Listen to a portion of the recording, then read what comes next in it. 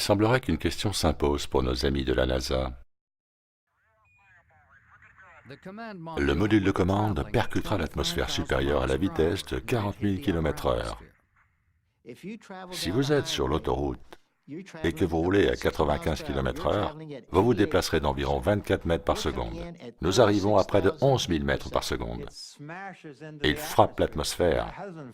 Ce n'est pas un vol, c'est plutôt comme une percussion.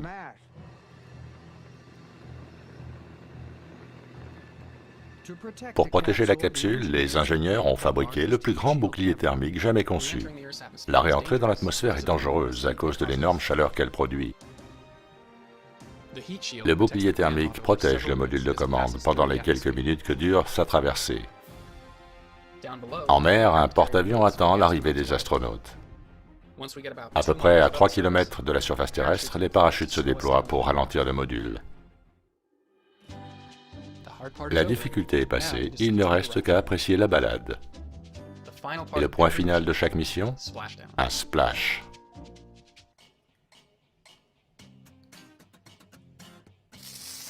Bon, comme nous le savons tous, si vous mettez une poêle chaude sous un filet d'eau, la vapeur ne manquera pas de faire son apparition.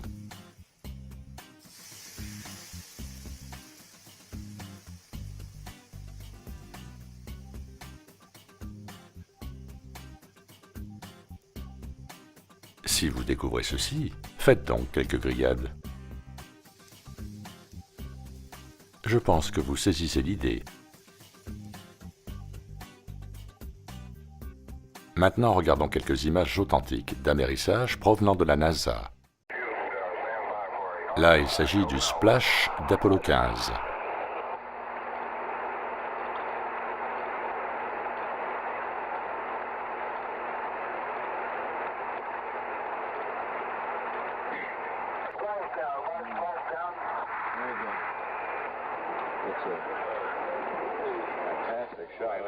Ne devrions-nous pas voir le module se transformer en centrale vapeur?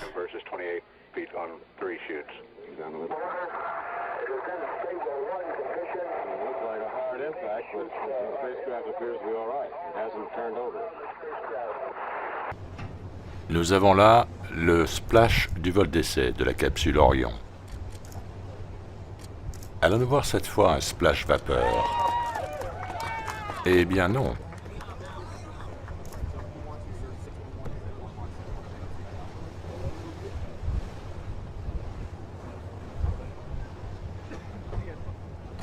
On a plutôt l'impression que ces modules ont été lâchés de l'arrière d'un gros porteur.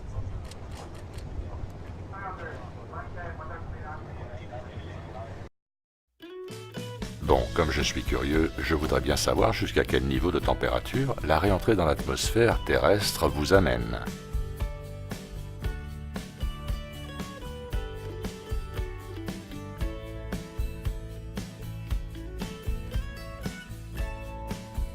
Nous y voilà.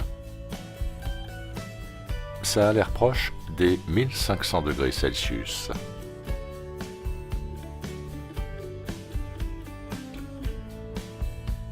Waouh, c'est chaud bouillant.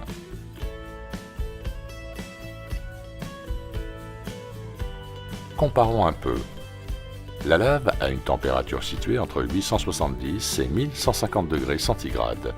Et quand elle rencontre l'eau, c'est tout de suite une vraie centrale vapeur.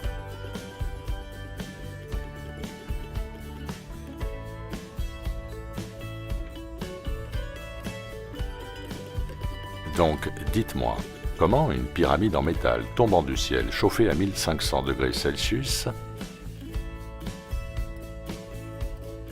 fait-elle pour ne créer aucune effusion de vapeur au contact de l'eau?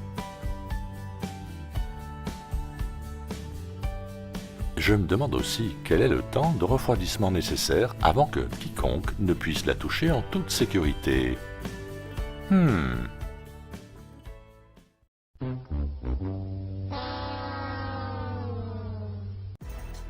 N'hésitez pas à réuploader et à partager cette vidéo partout où vous pensez que la NASA la verra.